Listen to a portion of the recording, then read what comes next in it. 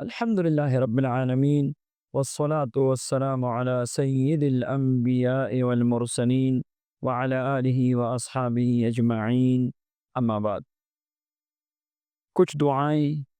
کچھ وظائف اور کچھ اعمال بڑے خاص الخاص ہوتے ہیں، کیونکہ وہ خاص الخاص لوگوں کی طرف سے ملتی ہے۔ ایک ایسی ہی مبارک دعا، ایک ایسا ہی مبارک عمل حضرت عبداللہ ابن عمر رضی اللہ عنہما سے منقول ہے، جس کو امام احمد علی بونی رحمہ اللہ نے شمس المعارف الکبریٰ میں نقل کیا ہے۔ آج میں آپ سب کے سامنے رکھتا ہوں۔ فرماتے ہیں، جس کو کوئی بھی حاجت ہو، جس کے سامنے کوئی بھی مشکل ہو، جس کی جو بھی ضرورت ہو، اور وہ تک گیا مگر اس کی حاجت پوری نہیں ہوئی، اس نے بہت کوششیں کی ہیں مگر اس کی پریشانی دور نہیں ہوئی، بہت تڑپا، اس کا مقصد حاصل نہیں ہوا۔ کوئی بھی مقصد ہو، کوئی بھی حاجت ہو، تو فرماتے ہیں آپ اس عمل کی برکت سے اپنے مقصد کو پا سکتے ہیں، اپنی حاجت کو پا سکتے ہیں، اپنی مشکل سے نجات پا سکتے ہیں، اپنی ضرورت کو پا سکتے ہیں۔ فرماتے ہیں اگر آپ مخلص ہے کہ میری حاجت پوری ہو جائے، میری پریشانی دور ہو جائے، میرا مقصد حاصل ہو جائے، تو آپ بدھ، جمعرات اور جمعہ کے دن روزے رکھیے، کوئی بھی ہو، اس میں نوچندی کی ضرورت نہیں ہے، کوئی بھی ہو، بدھ، جمعرات اور جمعہ۔ پھر جمعہ کے دن غسل کرے۔ مرد حضرات مسجد چلتی ہوئی، یعنی جمعے کی نماز سے پہلے غسل کرے، اور مسجد چلتے ہوئے راستے میں اللہ کے نام پہ کوئی صدقہ دے۔ اگر خواتین یہ عمل کرنا چاہتی ہیں تو وہ گھر میں کسی کو صدقہ دے، کسی فقیر کے ہاں بھجوائیں، کسی غریب کے گھر بھجوائیں۔ اور پھر جب جمعے کی نماز پڑھی یا خواتین نے گھر میں ظہر کی نماز پڑھی جمعے کے دن بحالت روزہ،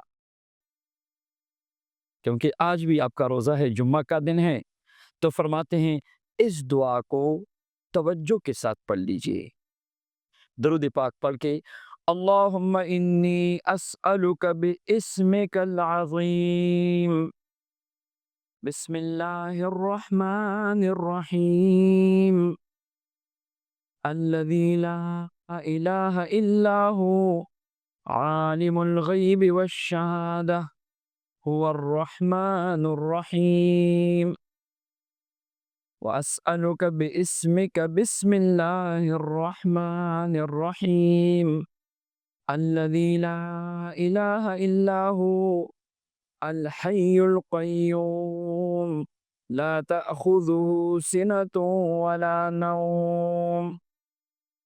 الذي ملأت عظمته السماوات والأرض، وأسألك باسمك بسم الله الرحمن الرحيم، الذي لا إله إلا هو، عنت له الوجوه، وخشعت له الأبصار، ووجلت القلوب من خشيته، أن تصلي على محمد وعلى آل محمد، وأن تعطيني مسألتي وتقضي حاجتي برحمتك یا ارحم الراحمین۔ فرماتے ہیں اس کے بعد اپنی حاجت کا نام لو، اپنی مقصد کو بیان کرو،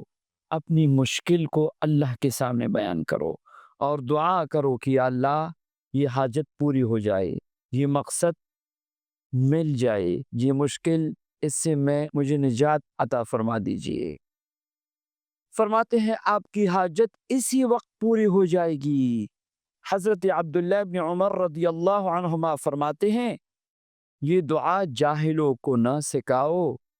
کہ ایک دوسرے پہ بد دعا نہ کرے، کیونکہ ان مبارک کلمات کے بعد جو بھی آپ مانگتے ہیں دعا خیر کی یا شر کی سب قبول ہوتی ہے۔ اس لیے اس شرط کے ساتھ آپ سب کو اجازت ہے کہ اس کو صرف خیر کے لیے استعمال کرے، اس کو شر کے لیے بد دعاؤں کے لیے کبھی بھی استعمال نہ کرے،